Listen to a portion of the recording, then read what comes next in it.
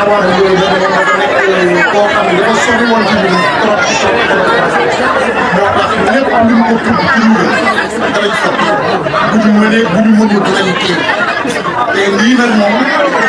def naa deuxième édition bi la je pense parce que daaw defoon ngeen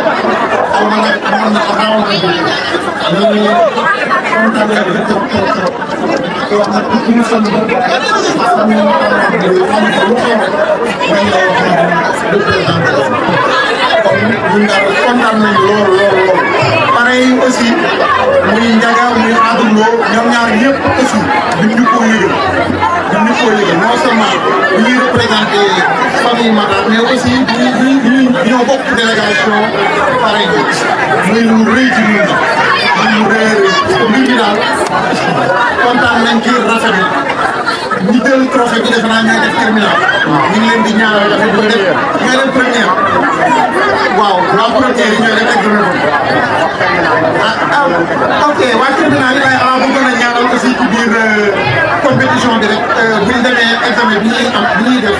yàlla na leen ci yàlla may ndam ñoom ñëpp ñu réussir ñi gagné trophée bi aussi ñu ngi leen di féliciter di leen di encourager aussi ñi ñàkk trophée bi wasalaam jërë ngeen jëf